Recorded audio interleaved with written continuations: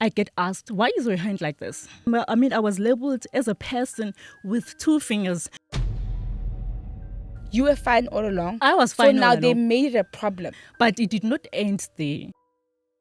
And I started questioning myself and God, why did you make me like this? Maybe they are right. My hand is weird. Did you continue to hide your hand from him? Hence, I said, I adjusted myself to fit in. Hiding my hand was adjusting myself so that I can fit to the society's expectations and standards.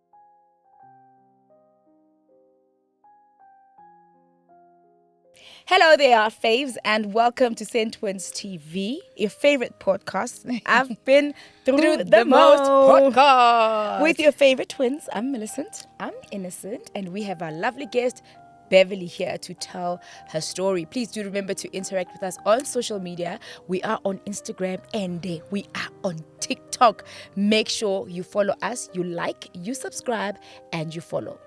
Bev, welcome to the show. Thank you so much. It is an honor to be here. It's an honor to have you. Kindly introduce yourself to our audience. Okay, my name is Beverley Maphakane, originally hailing from a small village called Rankwana in Gasekhukhune district in Limpopo province. I'm an author of a recently published book called Beauty Lies in My Eyes. I am the beholder. Congratulations. Thank you so much. So Beauty Lies in My Eyes essentially narrates my story, tells my story from the childhood to now and my whole journey. So my story is about me suffering from self-esteem and self-confidence. So how it started is, like I told you, that I grew up in a very small village where I was accepted. I grew up being accepted, being treated like any other kid. Yeah. Even in the family. Okay, I was born like my right hand was born like this. Yes, let us start the context. Yes. Sure. So I was born like this. I just saw myself being like this, and growing up, it was never said like to say, oh, you are like this, therefore you should be treated like this. Okay. At home, it was normal. It was normal. I was expected to wash dishes like my cousins, like my little sister. I was taught to wash my hair, my shirts. Everything that any kid would do, I would do as well. And nothing will be said. Nothing at all will be said about it in the community. The only time I would hear about it is when maybe someone, a visitor from another village or from another place would ask, what happened to her hand? Yeah. And then my mother would say she was born like this, and that was it. And then life went on. Okay, it was normal, innocent kid, a very smart kid. I will always hear a compliment in the community, even the teacher saying, oh, she's so smart. Yes. Even at school, when I remember when we were taught 1, 2, 3 to count with our fingers, Yes. I would count and use my 7 hands and then complete the rest of the numbers with the left one. The left hand. All was good. All was good. I was innocent child, beautiful child, and then very beautiful. So tell me something. Is there like a name? Is there a condition for this? Is there, because if you're born like this, then what did they say it is, or the reason is? I was going to come to that as I proceed, but okay, to answer you, I only found later when I applied for jobs, because now I had to mention that I have a disability. Politically and socially, I'm regarded and labeled as a person with disability. Okay. So I'm like, when I applied for jobs, I was like, I need to go to the doctor for me to find out what is this. Correct. For me to specify my disability. I could have written 2 fingers on my right hand, but that was not very professional. Enough. Yes. And besides, when we apply for a job, they need to approve that you are a person with disability. So I'll go into the doctor. The doctor writes down the note, and then he says, this is to confirm that this patient has congenital deformity on her right hand. So that's how I Googled what does congenital. That was the first time I did research on my hand even. Okay. How old were you then? I was just I think 19 after completing my tertiary studies. How interesting. Like her whole life. So but it does not that's not where it gets interesting. Where it gets interesting is moving from the village, I had to. My father was staying this side in Gauteng, Tembisa, so I had to move from the village when I was 13 years old. Yes, I remember to stay with them. My parents were like, no, we need to had to move with you to get a higher standard of education. Okay, so relocate, yeah. Yes. Okay. So I come here, okay, they register. First day at school comes, and like any other kid who's new at school I was nervous about just being with strangers and getting used to settling in the new environment. Of course, yeah. It was all about it. My nerves was all about it. And then I entered the class. I was a bit late for some reason that I don't remember.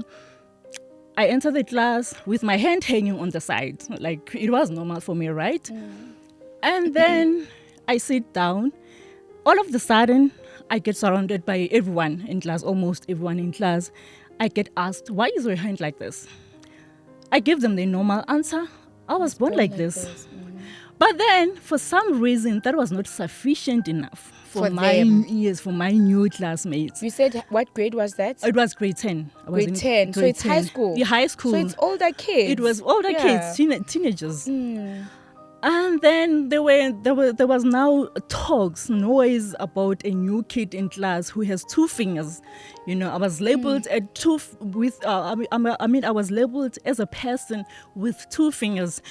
And do you know what that and their follow-up questions did to me? Sure. They made me feel awakened to the fact that I'm different. Something that I had never felt before. You know, it was like my innocence was taken away. I was like, I'm different. I'm somehow misfit and an outcast. You know, and that's when I lost it all. I lost my confidence, and then I decided, you know what, I'm gonna build walls around me. I'm not gonna talk to anyone. Not that I'm very introverted, in fact. But you had to protect yourself. Yeah, but then I had to go extra, you know. At least I could talk. As much as I'm introverted, I can talk, I can hold a conversation, I can engage. But from then, I just wanted, just in case I get caught up in the class trolls, I don't want my hand to be implicated, you know. I wanted to protect my hand, but it did not end there.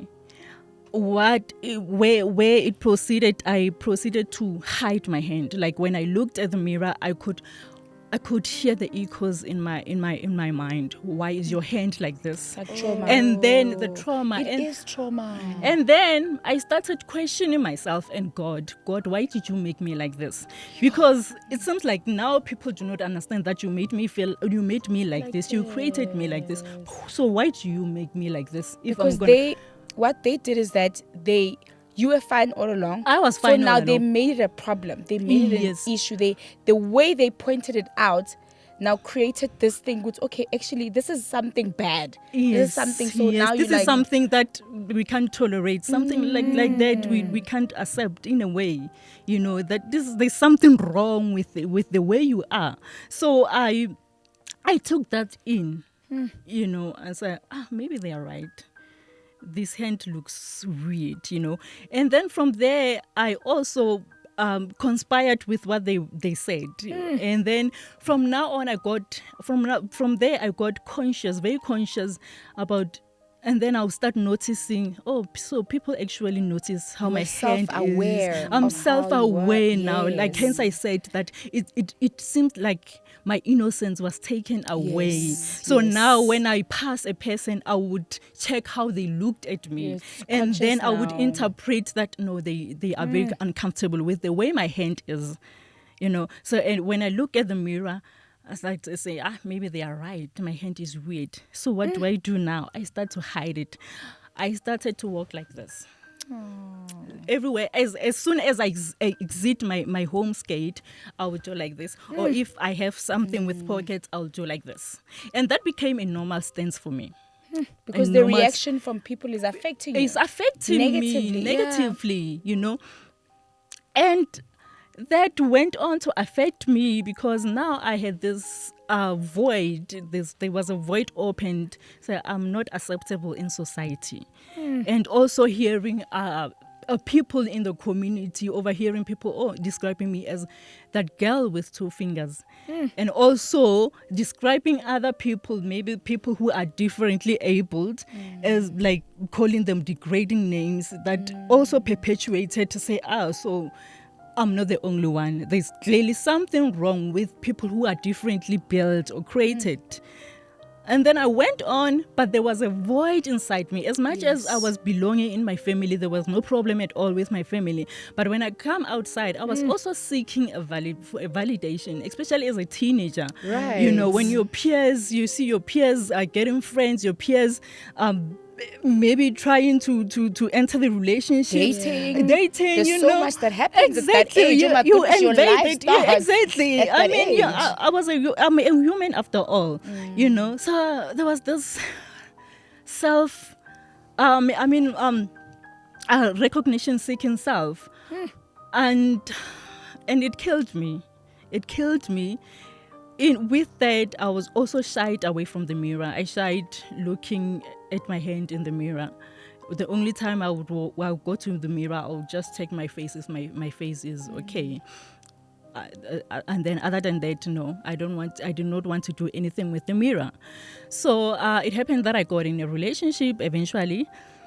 I hid my hand from the guy like I did to everyone else outside, you know, because I was seeking for approval. I wanted someone to love me. And if I were to expose my hand, what were the chances of saying, what way? I thought to myself he was going to react the same way my classmates did, you know. So you're now I was not going to ruin my chances, especially as someone who was desperate for external approval. You know, so the relationship went on for about 9 months, yes, and then the guy dumped me. It was festive seasons. I was a teenager, by the way, still. I was in grade 11 now. Yes. So did you ever show the guy your hand eventually? No. So what in happened? In 9 months? No, in 9 months I did not. And we were doing girl, all this. Girl. My intentions were You got clear. secrets. No, it was not. I always say that it was not me. It was my insecurities calling the shots. You know, where you are insecure. See how much work that is. Exactly. Like instead of being present in the relationship, conscious and of hiding the hand, being fully aware of the love and feeling the love. Number one, like I said, that my intentions were to seek for an validation. Approval, validation. It was, as much as I got charmed by the guy, but I also needed to fill the void. I put every reason aside. I hear you. You know, I needed to protect myself in a way. I needed to feel good about myself. Yes. You know, so I did everything my best to hide it, you know. Good. So when the guy dumped me, I wondered, did he eventually find out about my hand? What is it? Did he have a girlfriend? I could not find the answers because he could not take my calls and stuff. Okay, life went on. Oh, sorry about that. It's okay. I've moved on. Okay, life goes on. I move on as well. And then fast forward, I go to tertiary. I register at TUT in Karankua campus.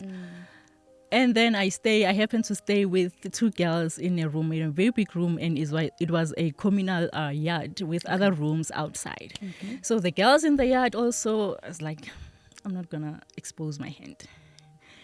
But with my conscious mind, I was like, but these people, you're going to live with these people. How are you going to operate? With your hand always in the pocket or your arms always folded.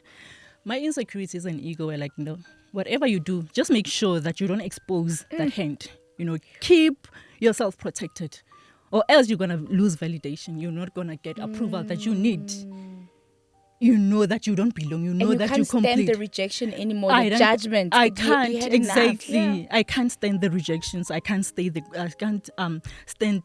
comments, the negative comments and stuff, the looks. And then my ego was like, you girl, if you need to fit in, adjust yourself. And I kept on adjusting myself, hiding my hand. For how long? For how long? For as long as I was there at What? school. Until you completed Until varsity? I completed, but then they eventually found out their own way, because I mean, you can't stay with someone Yes. every day. She's cooking. You know what I did? I was also cooking with one hand in the pocket. Even. So, Did you realize? so they Emotionally, eventually found out their own way, but I did not know. I did not care. You know, I knew that I was being awkward. You know, I was going to extreme lengths with what I was doing, with my stances. But it's emotionally taxing because At that time, I didn't see it that way. It was just me. It was just me. No, you were trying so to feed focused you. on the hiding Exactly. that you silenced the pain. Exactly. But she suppressed it. I suppressed it. And it doesn't mean it's going away. Exactly. But in essence, that can cause depression, can cause all of these things because it's not going away. It's not going. I'm suppressing it every day, every moment. I'm conscious at the streets. I have to make sure. Every minute, I have to make sure that people don't see me. I meet Millie on the streets. I have to make sure. I get back to the room. I have to make sure. You know, you can imagine awkwardly taking off my shoes with my roommates in the room. I was so intentional about it. You know, I did not care whether if they found out, it was their problem. It's on them. Yeah. I knew that they were probably seeking to find out why is but this. it wasn't from you. Yes, even when sleeping, I would just put it here to make sure. I hope that I don't, when I turn whatever, I don't let them see it. So what I was covering, masking that up with, like I said, that I was very an academic girl from growing up. So I would make sure that I get high grades, even at varsity. Make sure that I get high grades and even go to extent of helping other people. You know, friends in the campus, friends that I made in the name of I can help you. So that it was coming from, at least I belong somewhere. So it's beneficial for them, but it's also beneficial for you. Me. Because now you're creating your own community of people. Exactly. Safe space. Safe space, but also it is also coming from, since I'm not physically appealing, let me shift my focus. Let me be beneficial to others by helping them academically. Because even so, for in case if they find out about my hand, or if they see even my stance, my normal stance as awkward or weird, at least they would, that me helping them will make it up, will make that, up. You understand? So I was trying by all means to belong. To get approved. At least someone will say, oh, she is smart. I would for a moment forget that I regard myself as incomplete. That will compensate for my hand. So life went on. I get back to the guy, my ex, the one that dumped me. He calls back while I was in, I think, second year. Sure. He calls me, how are you? I miss you too. He did not even have to go to extreme lengths of explaining why he dumped me the last time. I'm still seeking for recognition. There's no logical reason why I shouldn't go back to him. You're available. I'm available. I'm still seeking recognition, external approval. I go back to him without thinking much. Oh, he can fill the void in me again. Go back to the guy, and then this time it happens that we make a baby. You make a baby boy, very handsome baby boy, and then we break up again. He did not want to do anything to do with me again. I then ask myself a question: why?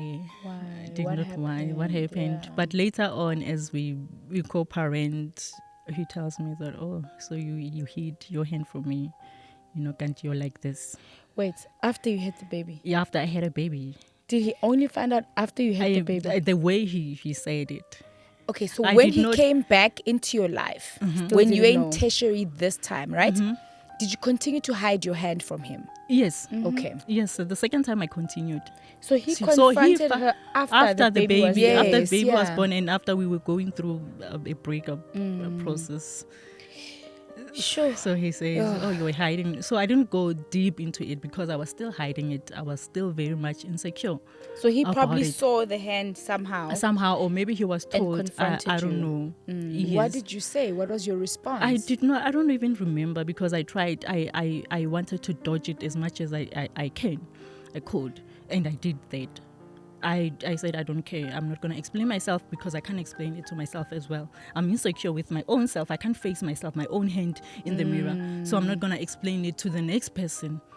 You know? I'm sure you didn't even entertain the conversation. I did not entertain it. And especially because mostly it was about us breaking up and discussing how we're going to co-parent. And there's a baby involved. There's a baby you involved. Have other things to talk about that are more important at this stage. So and that time growing up as well, you become more conscious and you want to belong. The more you grow up, the more you want to belong. You look at your peers. Your peers are getting more beautiful and you are here with a deformed hand. And so that a validation seeking thing got stronger, got more intense. You know, I got more insecure. And it was hard. It was hard. Being more aware, looking around, everyone is dressing up nicely. And one of the things that my insecurities impacted me on is how I decided to dress up. I would just say, I don't need to dress up nicely. What if I draw in attention? Okay. I would just wear a simple jean, a simple shirt, so that there's no chance of anyone looking at me. Yo. You understand? I just said I was intentional about looking basic. Which is not nice. That means you're not being yourself. I was not being myself. I was aware. Yourself. I reduced it. Hence, I said I adjusted myself to fit in. You know, hiding my hand was adjusting myself so that I can fit to the society's expectations and standards. I feel my hand was perceived as something as weird. Yes. You know, so I was trying by all means so that at least if I hide it, I would look normal. You know, maybe I will belong. At least if I don't wear like colorful dress. Right, yes. You're not going to draw any attention. I'm not going to draw any attention. Tell me something. So obviously more and more people are finding out. So yes. If the one person you stayed with knows and then now your boyfriend knows and more people and they start talking. So obviously you are aware that... I was aware. Some people know. So does that relieve you? Do you feel relieved that I don't have to hide anymore, or you still continue because you're not the one that exposed the situation to them? You know what happened? Like I told you that I don't know if I mentioned that. Oh yeah, I did. That I had built walls. Like I had no social life. I had no friends besides the boyfriend that I allowed him, not necessarily allowed him in my life because he did not know but as part well. Of you opened up to him. Exactly. So it was more like, okay, me living with this. If people find out, they find out. It's not my problem. And then I go to a workplace. That's when I started consulting the doctor. The doctor says, write me a letter. Say, okay, you can apply using this letter. You are a person. And that was coming from me seeking a job. You know, it was for financial success more than anything. If it was not that... No, you have to convince organizations. So you graduated now? Yes, I graduated. You finished, you graduated, so congratulations for that. Yes. Now you're a mom. What happened to your baby? Did you take the baby home? My baby was staying with stayed with my mom for about few months. Okay. And then I took him because I got this graduate program that was exclusively for people with disabilities. Okay. Good. And then we attend classes in the very big, reputable company, a well-known company in South Africa. We get to class with fellow people with disabilities. Others had albino, different kind of disabilities. And that's when I couldn't hide my hand. Because, I mean, we are all distinctively different. There was no reason. Everyone had their own flaws, their own incompleteness. So that's where I felt kind of safe, you know. But the minute we went out of class, because it was in a company, it is a big company with other employees in the offices. But the minute I went out of the class, my stance continued. And then what's interesting about that, as there was a guy with the same hand as mine in the same class. I actually wanted to ask that. Have you ever met anyone else with the same condition? The same condition, and coincidentally, the guy we were born 3 days apart in the same year. What? So it was like a miracle. So, but the difference, the big difference about him and me is he did not care. He was very, very confident, comfortable about it. So it was like the opposite of you. The opposite of me. So did that do something to you, seeing someone else like him? You know what he said to me? Because we would walk together to the taxi rank and he will notice my pose, my posture. He was like, are you uncomfortable with your hand? Like, no, why? It's like, I can notice the way you take out money in the taxi, like, it does not seem right. You always hide it. It's like, of course I denied it, even though he could tell. But what also made me cringe was that the way people looked at him, the way they were uncomfortable stares, the weird stares. People would frown at his own hand. You were like, this is why. It is like, I'm not on this. I'm not coming. I'm not coming. I'm not gonna expose my hand now. I'm not gonna deal with this. But deep down, I would say to people, to myself, talking to myself, like, only if you knew that I'm also like this, would you also look at me the way, So, but eventually when I get a permanent contract, going to the main office, having to work with people, I had to reveal it to my colleagues because there was nowhere I was going to type. Yes. And so I think because you're in a workspace, exactly, it's more adult. Exactly. You can handle it better. Exactly. But when you're in school, exactly. not mature. When you're younger, not everyone is mature enough. Yes, when you're younger, it's difficult to be more sensitive to other people. Yeah. That emotional sort of maturity. But I found it when I go outside. I still found it too. Yeah, some adults. You can't control how people act. Exactly. So what do you do? Me now? Yes, work-wise. I was in finance department. Okay. I had to type. I'm very good in typing. I did not have a problem with that. My uncle had bought me a computer since in high school. After high school, yes. So I would get fascinated by typing, and I would type with my two hands, as they are. But going outside, still, it was a problem. As much as I made myself comfortable in front of my colleagues, my close colleagues. Other than that, and it became more heavy. It became more heavy to carry because now I was realizing I was concealing a big part of me. So when I get open to that realization, it killed me inside. Yeah. And especially because I was very active on social media. Okay. Social media was one thing that I escaped my bitter social reality. Rehabilitated you in a way? Yes, not really, but I was finding comfort in getting likes. At least if I post validation. Yes. At least if I post a selfie, still I was not exposing my hand. Oh. If I get a selfie, I'll get likes, I'll get comments that you're beautiful. That will make me feel good in that moment. I'll anticipate likes, I would anticipate comments. Yes. Oh, you're beautiful. Little did I know that I was hiding part of me. I was not presenting myself as completely, I was hiding this part. But that still made a difference, at least in that moment, gave me some kind of soothing. So where are you now? Where I'm now is the journey. Did it spark anything in you? Did very it much so. Make you find your purpose in life? Very much journey? So. Very much so. Eventually, I started questioning life. So why am I here? Why am I here on earth? What is the purpose of living? And I still remember that morning, and it's still in the book. I wrote it in the book. Say that specific morning, I got an answer. Say, be free with yourself first before you can figure out the rest of the things. That was the first time I listened to my own voice.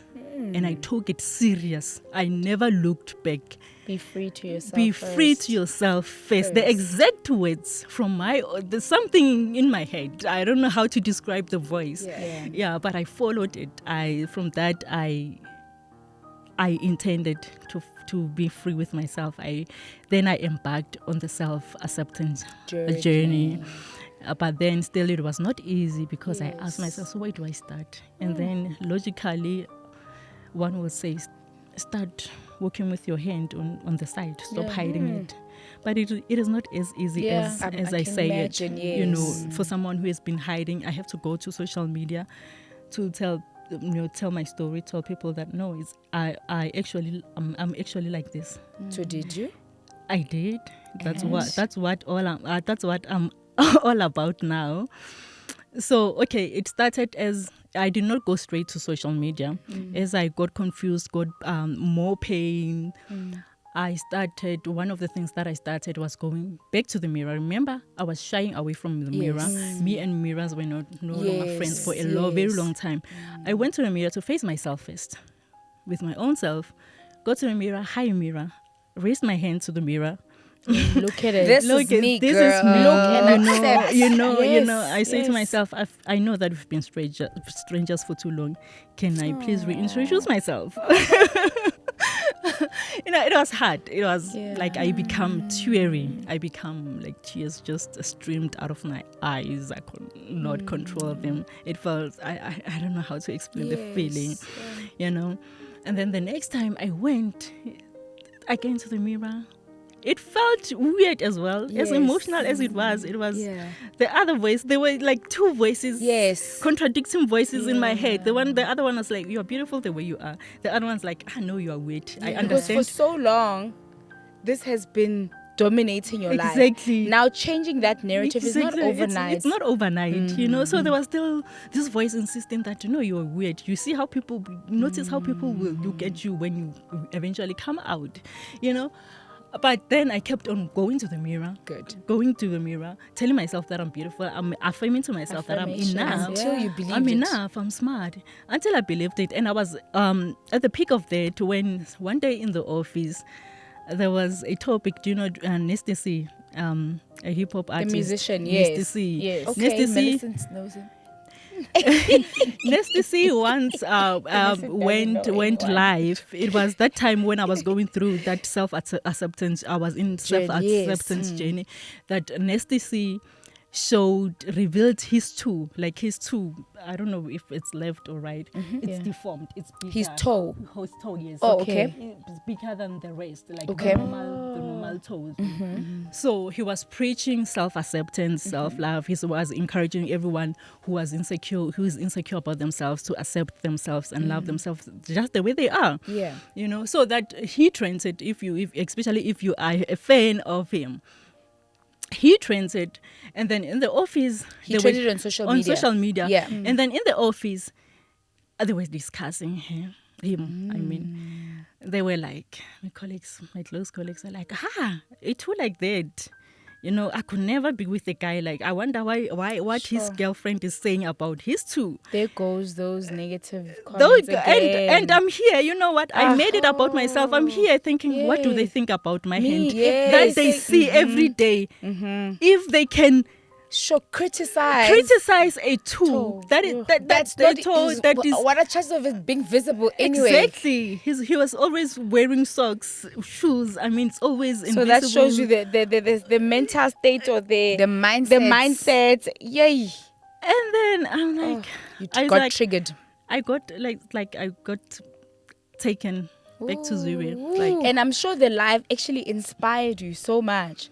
You're like, okay, here's somebody that's sharing what, he's insecure about, publicly and speaking about it and, speaking confidence and everything. You're like, okay, good. We're getting somewhere. This is a good chance. I'm not the only one. Thing, I also have a story to tell. Okay. And then there goes, I don't know if they noticed that I was there, but I just, I remember that I had put my headsets on, but then I eventually stood up and cried my way to the bathroom, and then I spilled my tears in the bathroom, and then I eventually wiped my tears and then came back, pretended as if nothing was going on. I don't know if they noticed that the topic was sorry. affecting me in a way, you know.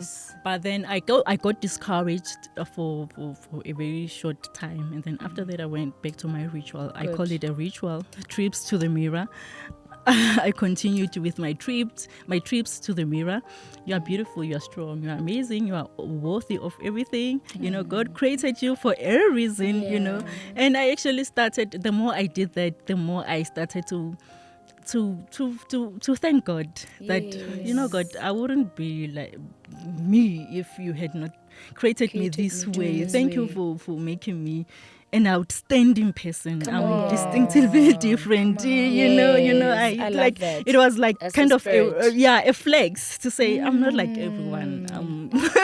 Different, to be different. recognized. I love how you say distinctively different. Yes. I want us to talk about the terminology in how you're being described, because obviously you get in the real world and then you mentioned the disability, although you didn't consider yourself as disabled, and then other people will be like, the word just disability, it's an issue because you're able to do everything that everybody else can do, and you're able to do it. True. But then society classifies you under a certain category. In a certain category. Yes. You know, so just dealing with that on its own, how was that for you? Concealing my hand because if a society, like, generally they love categorizing, labeling, putting labels when your one eye is closed, you are disabled, but you can see, you know. I don't like labels at all.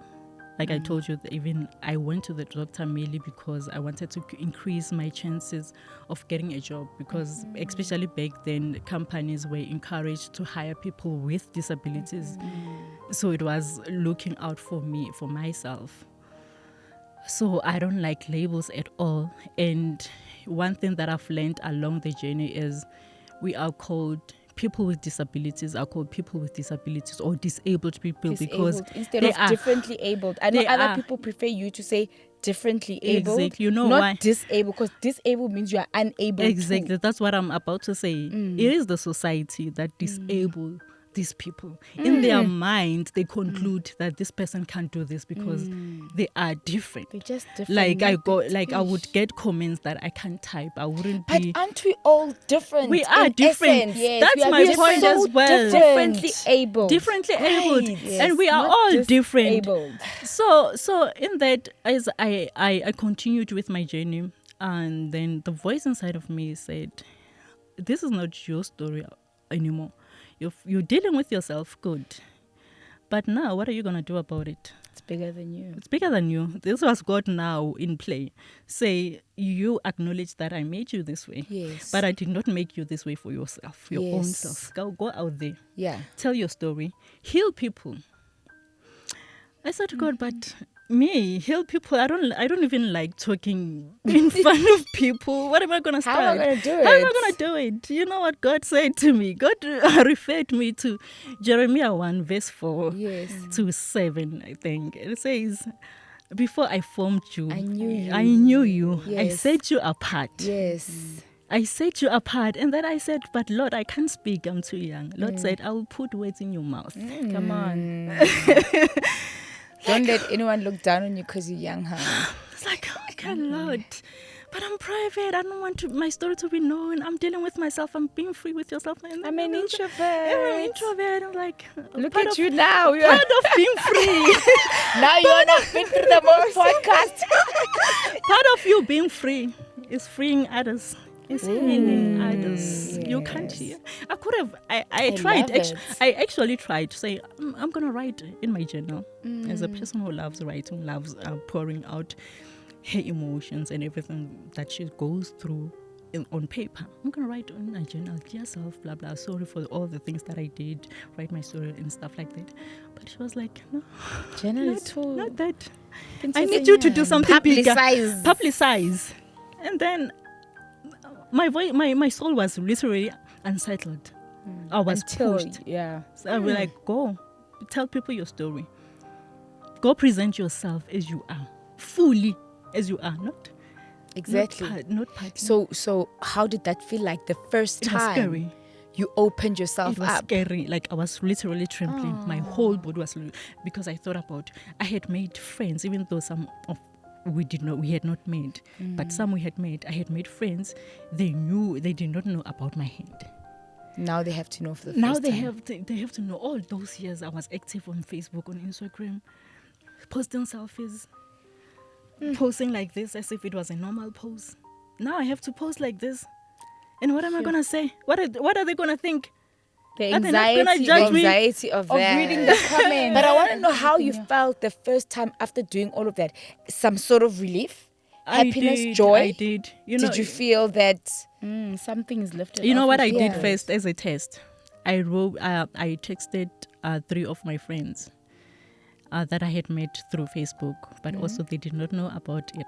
Yes. But we were having a relationship, a Okay. connection. We had taken our connection to WhatsApp, and then I shot a picture of picture my and you husband, sent them. and then I said, let me see how they're gonna They're react. gonna react, yeah. You know, it was just kind of a test. Yes. And then the reaction was like, oh, so we love you. The response was great. The response was great. We Good. love very positive.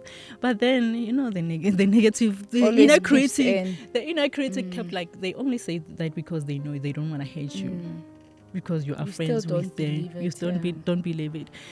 And then I got pushed to upload Post? my first picture on Instagram and Facebook.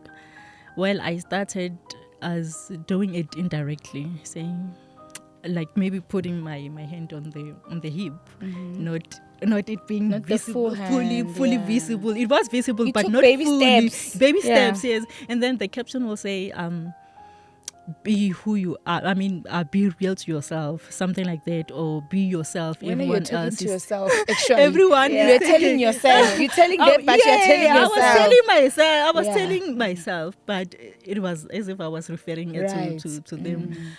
But until the voice again, my soul again say, Post.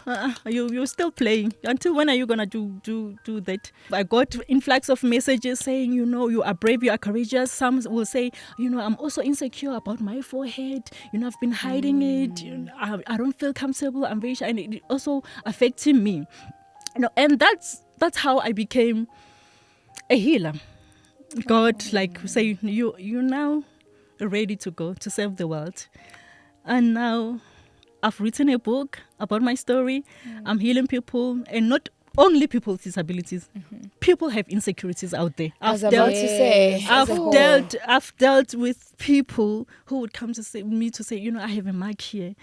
I can't wear short things because it exposes me. I feel somehow, and that's what God was saying to me. Go heal the world. Use your own story. People are insecure. My people are insecure. They forgot that I have made them in my own image. They are losing their souls, just like you had when you were For young. years, For eh? years. They don't Yes. realize the trauma that is they're carrying through them hiding or concealing Yes. core parts of themselves. Are you healed now? I'm healed, but I can't. Healing, is a journey. Yes. Healing is But you are in a much better place. I'm in a much better space. Like I tell you now that my journey is about me healing others. It's no longer about me. It's bigger than me. As much as I still look myself in the mirror and remind myself that I'm beautiful. But when I go out, I want to change a narrative. I want people to perceive themselves in a light way, to stop beating themselves over things that they can't change for themselves. Because it affects a whole lot. Like I told you that it affected my relationship, the kind of relationship that I got in, the intentions. Everything. Everything. Workspace. Exactly. Even parenting. Parenting. Because now you have to practice what you preach. True. Because kids learn from observation. And Oh, wait. True. To your child, I mean, how old is the baby now? He's 12 years now. He's old. So can you tell us with your baby, did you tell your baby? How No. was that? I did not tell him my story, what I've done since I've discovered that my insecurities were affecting me in a bad way. What I started doing was to affirm to him as well that you are different, you are okay, you are enough. You know, he will grasp my story when he grows up. He will get to know. I don't want to just say, your mommy was, So he doesn't know. He does not know. He doesn't. He just know that I'm like this, and then he wants to ask me, why are you like this? So that God made me this way. God makes people. You are also different. Yes. You are also different. Look at your peer, the next peer. He's also different. You know, as much as you all have two arms, two ears, you are different in your own way, and that's how God made people. And that's how God made people. Relationship-wise, where are you now? I'm in a very happy relationship. Yay! So I met the guy. Mr. Right. I met the guy when I was still insecure, but for some reason, I spoke to the guy about. I revealed to the guy 5 days later. That's huge for you. After I met, there was something about him that as much as the first time I could not, I was still insecure. So like, oh no, man, he was very muscular. And then I was like, oh no, why would this guy be interested in me? You know, being insecure, you always tell yourself false stories, you know. Then when he showed interest, I was like, okay. I told him that my hand is like this. I raise it up. And then he was like, what's wrong with your hand? Yo! Like, can't you see? Can't you see? But then, at first, it was bad because I could not believe it that he loved me for who I am. You know, when you love yourself, you don't recognize love coming from the other person. 100%. You Even always though he question. sees nothing wrong. Yes, I you question. Like, there's no way. There's no way. I Wrong. became cynical about it. So why would you say there's no way? There's no wrong. There's nothing wrong with it when I have spent years hiding this hand. What do you mean? And then he went to prove, like, he was just being himself, not even going to extent lengths of trying to make me happy to prove it. He was just being himself, holding my hand, and then I could not believe it. It took me a very while to believe it, and I would question him directly, say, what do you want? You know, what is it? Like, I love you for who you are. Yes. You know, I want you. You're more than just your body. I love your soul. He would look me into the eyes. I love you. Why don't you believe it? So that's when I think that's one of the things that also compelled me to work on myself. Good. To say, okay, I can't let this guy go. if he insists on loving me, how can I love myself? He also and so taught I can me love him too. Stop questioning his love, because it almost got to a point where I would provoke him out of nowhere and say, maybe if we had a minor argument, I would say, go to the people who are complete. Maybe you don't love me enough. You were just bluffing. It was a journey. So I'm glad you're in a better place now. I'm glad you're happy. I'm glad you happy, found. and I'm happy about healing myself and coming out of my own shell. I'm happy that I'm saving the world. I'm touching one soul at a time. And you're doing such a great job. Thank you so much. So is your book ready? My book is ready. My book is now with the printers. I'm gonna launch it by month end. This Beauty Lies in My Eyes, I'm the Beholder. Tells my story, raw, true, emotional.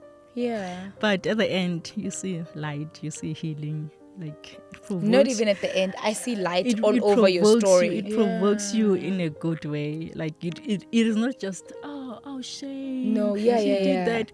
What is the message at the end? The message is, return home to yourself. Be free with yourself before you can try to figure out the rest of the world. And that's why you need to get the book. Exactly. Beauty Lies in My Eyes, I'm the Beholder. Look out for it. Thank you. Yay! Thank you so much, and well done for that. Thank you for your light. Thank you for your wisdom. Thank you for your energy. And you're just an incredible person, Thank you so inside and much. out. And to me, I just see like babes. That's all I see. I don't see, all those things. And I pray that you get to a place where you're completely liberated from that. And may you continue to walk in your purpose. Thank you so much. Oh yeah, we can't wait for the book. We'll put her email address at the bottom, so when the books are ready, you guys can order. Yes, honey. And keep her busy. Thank you so much for sharing your story. You're absolutely amazing. We hope that you at home have found some sort of inspiration, hope in her story. And join us again next time as we have another incredible guest. From myself, Innocent. And myself, Millicent, and our awesome guest, Bev. It's bye for now.